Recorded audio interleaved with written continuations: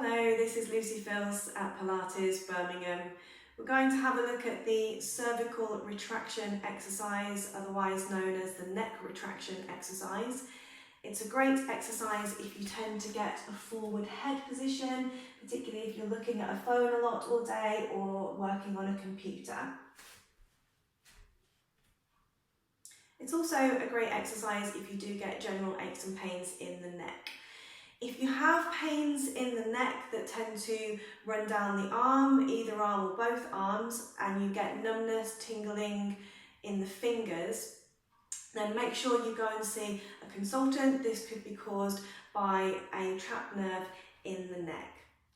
This exercise is a McKenzie registered exercise, which is used for rehabilitation purposes for the neck.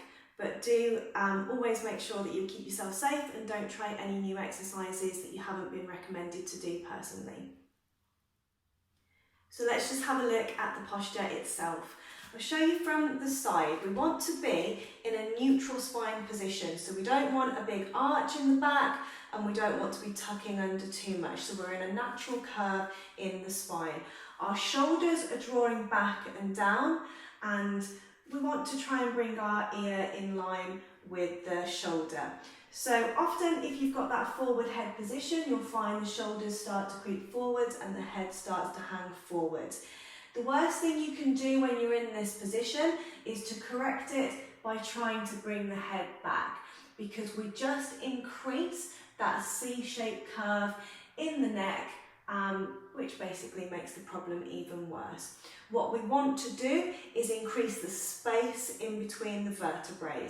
So if we imagine we're going from that forward head position, we want to draw our shoulders back, keep the chin parallel to the floor, and we want to draw the back of the head backwards so that we're bringing the chin in, we're pulling the chin in. It's a kind of a feeling like you're trying to give yourself a double chin, we're pulling that chin in. We want to bring our ear in line with the shoulder. We'll just do that a couple more times. So the head can be forwards, you're drawing the head back. And then you can just relax. So then you're drawing the head back. And then just relax. So what happens when we tend to get that forward head position? We don't often have the strength to actually move the head back, and moving the head back can feel like quite a difficult thing to do. And there's also always that temptation to bring the chin up as we take the head back. So what you can do is just bring a couple of fingers onto the chin. And when you do this version of the exercise, we need to have our teeth together and our mouth together so that we're not just moving the actual jaw itself. We keep the jaw together so we're moving through the neck. So I'll do this one in silence. You've got your fingers onto your chin, the head is forwards, and then you're drawing back.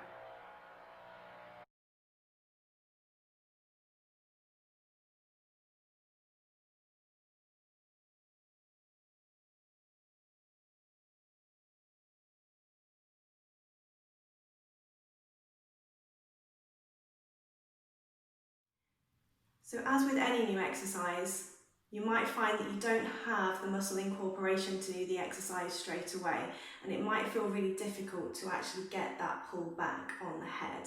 So it's a case of practice. Sometimes you might feel like you're not actually moving very far. If you do particularly have trouble with this exercise, particularly if you can't find the right way to do it and you keep tilting your head back and lifting your chin up if you can't find those muscles, a good way to do this exercise is lying down on the mat. I also use this version of the exercise with most of my older clients. I've got a few ladies who are in their 80s who have got a little bit of that osteoporosis where the head starts to come forwards, and it takes a lot of the weight out of the exercise. We have to remember that the head weighs about 10 to 14 pounds, so it's a pretty heavy thing to start moving around. So when you do it down on the mat, it actually takes the weight out of it and you're not moving against gravity. So it enables you to get a little bit more of the movement, and it helps you get a lot of length and space in between the vertebrae, which is also really good if you do have that pinched nerve in the neck as well. So we'll have a look at that exercise in the lying down version. So for those of you that do have long hair, you can't do this exercise with your hair in a ponytail or a bun. You need to take your hair out. Particularly if you've got a lot of hair like me, you really need to have it out of the way when you do this exercise. So we start from the supine position lying down, and what you'll find if you do get a forward head position, when you come down into this position lying down, usually the face is tilting back and the chin is pointing up towards the ceiling, and you'll feel like you need to have a cushion under the head. But we don't want to use a cushion when we do this exercise. So you want to make sure that the back of your head is firmly down onto the mat. So we'll go into that tilted position. We'll imagine that we're starting from that forward head position where usually the head starts here. And again, we want to have the teeth together and the mouth together when we do this exercise, just so that we're not pulling the jaw and not the head and the neck.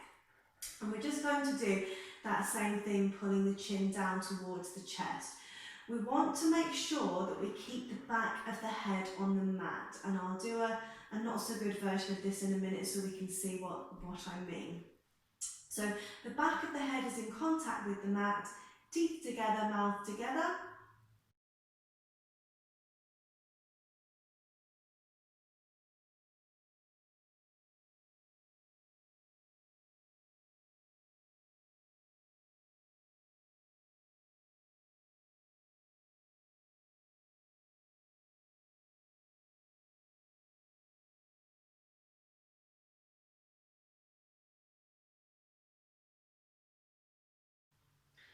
So essentially what you want to work towards when you've done this exercise is holding yourself in a neutral head position where we've got the face sitting parallel to the ceiling. You've got your chin slightly drawing in, but we're not pulling, you're not pulling down too much and giving yourself that double chin, but you've got your chin tucked in, and we've got the back of the head onto the mat. So that is a good position through the cervical spine. So I'll just do a couple of those things that we're trying to avoid. Sometimes I see people doing this when they pull the chin down, actually lifting the head off the mat. So we don't want to be lifting the head off the mat. If you find when you start here, you're pulling down and you can't pull any further, that's fine. Keep the back of your head onto the floor and just keep working with it. Eventually you'll be able to pull down, and it's the same as with anything. It takes time to build up the muscles, so don't come to here and then start lifting the head to get it closer. Start where you are, so just do little bits, keep the back of the head down, and then eventually you'll be able to pull all of the way down. And the other thing to try and avoid is mouth open, where you're just pulling the jaw. So don't pull the jaw, teeth together, and pull from the whole head and the neck.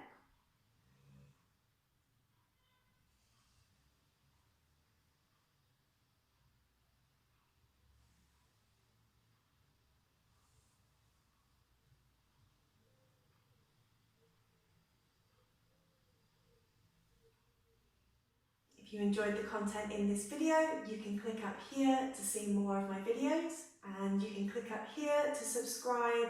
Also up here you'll be able to get my contact details where you can contact me personally via email to find out how you can join online classes or do some online Pilates with myself. And do feel free to like and share this video as well. Thank you so much for watching.